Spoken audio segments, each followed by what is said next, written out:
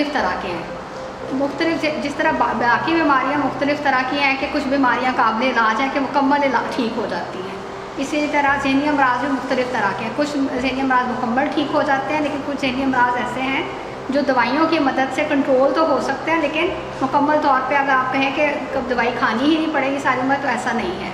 मसलन कौन से ठीक हो सकते हैं, मसलन कुछ जैसे हमारा एंजाइटी के अमराज हैं, डिप्रेशन का मर्ज़ है, ठीक है।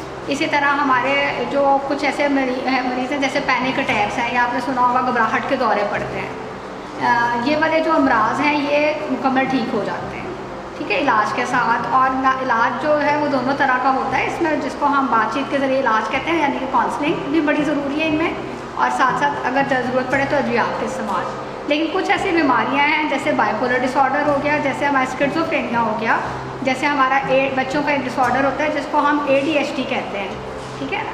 ये ऐसी बीमारियां हैं जो कि उम्र के साथ साथ चलती हैं, बिल्कुल ऐसे ही जैसे शुगर की बीमारी चलती है, जैसे ब्लड प्रेशर की बीमारी चलती है, कि दवाइयों की या अद्वियात की मदद से, काउंसलिंग की मदद से हम इनको मैनेज तो कर सकते हैं, यानी कि इनके साथ अच्छा गुजारा तो कर सकते हैं। लेकिन अगर हमारी ये ख्वाहिश हो कि हम बग़ैर काउंसलिंग के, बग़ैर अद्वियात के मुकम्मल ठीक हो जाएं, तो ऐसा पॉसिबल नहीं है, क्योंकि ये इनमें केमिकल के मसले होते हैं। दिमागी केमिकल का बैलेंस जो है वो कम या ज़्यादा हो जाता है, और उसकी वजह से दवाई हर सूरत में लेनी पड़ती है।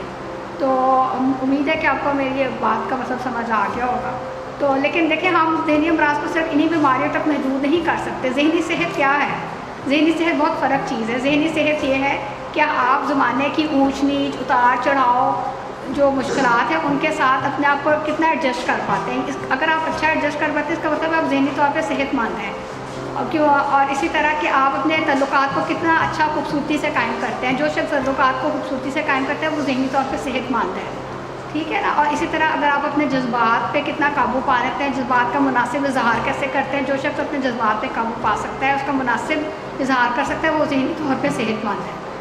अक्सर लोग समझते हैं कि सिर्फ जो है वो ज़हनी अमराज का मतलब पागलपन है, ऐसा हरगिज़ नहीं है।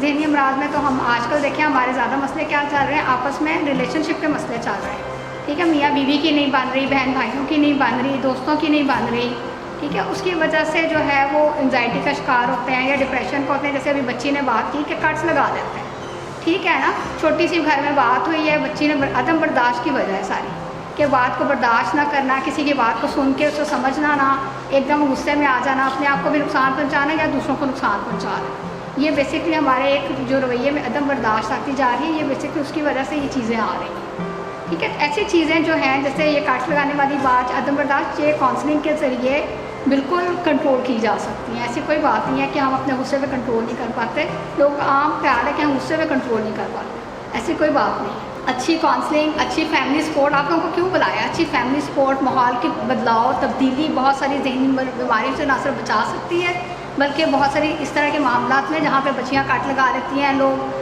अब जो है मार गोलियाँ खा लेते हैं छोटी सी बात पे। अगर घर का माहौल बदला जाए, माँ बाप की तवज्जो हो, बहन भाइयों का प्यार मोहब्बत हो, दोस्तों का मोहब्बत हो, तो ये सारी बातों से बचा जा सकता है। उम्मीद है कि ये बात आपको क्लियर होगी।